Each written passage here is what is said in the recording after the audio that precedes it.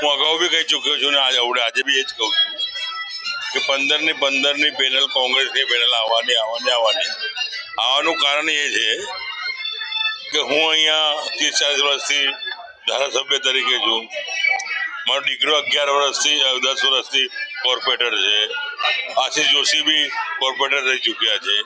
તો આ વિસ્તારના જે વિકાસના કામો કર્યા છે, નળ, લાઇટ, પાણી, રોડ, વિકાસના જે નાના કામો, શિક્ષણ સંબંધીના કામો, એ બધા મળીને કર્યા છે. આ ત્રણેય શક્તિ મળીને એટલે કહું છું કે 15 નંબરમાં કોંગ્રેસની પેનલ આવશે ને આવશે. સૌપ્રથમ તો વોર્ડ નંબર 15ના જેટલા બી મતદાર ભાઈઓ અને બહેનો છે એમને હું કહેવા માટે આવી છું કે એક દીકરી તરીકે એમની માટે એમની પાસેથી આશીર્વાદ મેળવવા માટે આજે અમે ઉમેદવારી પત્ર ભરવા જઈ રહ્યા છીએ અને સાથે બસ બધાનો સાથ સહકાર મળે અને જે પૂર્વ વિસ્તારમાં પાણીનો ગટરનો જે પ્રોબ્લેમ સોલ્વ કરવાનો અમે કોશિશ કરીશું. ગયા વર્ષમાં જે કામો અધૂરા રહી ગયા છે કામો પૂરા કરવાની કોશિશ કરીશું.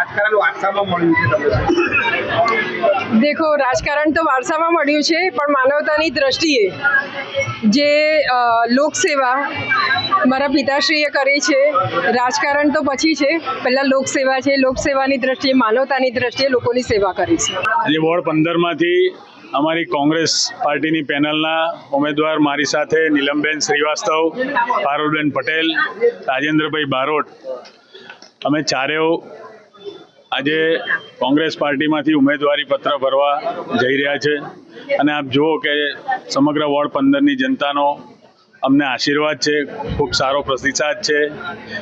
આ વિસ્તારના અને વાઘોડિયાના પૂર્વ ધારાસભ્ય એવા મધુભાઈ શ્રીવાસ્તવ સાથે દીપકભાઈ શ્રીવાસ્તવ અને સમગ્ર મારા વોર્ડ 15ના મારા કાર્યકર્તા ભાઈઓએ અમને જે પ્રમાણે સમર્થન આપ્યું છે એ પ્રમાણે અમારી આ કોંગ્રેસની પેનલ ચોક્કસપણે ભવ્ય અને જંગી બહુમતીથી અમે જીતીશું અને વિસ્તારના કામો અને વડોદરા શહેરના કામો કરીશું.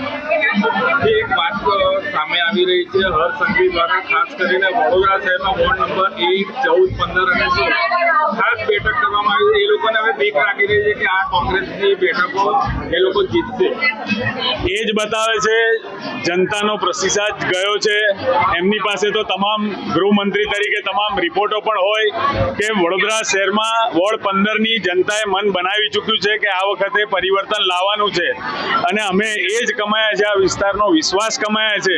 જ્યારે ભારતીય જનતા પાર્ટીના ગૃહમંત્રીને એવું લાગતું હોય કે મારે જાતે મેદાનમાં ઉતરવું પડશે, ત્યારે અમે ચોક્કસ કહીશું કે અમારી જનતાનો વિશ્વાસ છે અમારી પર, જેના કારણે હવે પ્રદેશને ભારતીય જનતા પાર્ટીના નેતાઓને પણ ડર લાગવા માંડ્યો છે કે આ કોંગ્રેસની પેનલ ચોક્કસ અહીં જંગી બહુમતીથી જીતવાની છે.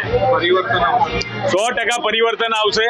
જો હર્ષ સંઘવી જાતે કહેતા હોય તો અમારા માટે બી ગૌરવની વાત છે કે એમને ખબર કે બીક લાગી રહી છે ભારતીય જનતા પાર્ટીને. તમે 30 વર્ષ સુધી આ શહેરને વિકાસના નામે લૂંટ્યું જ છે.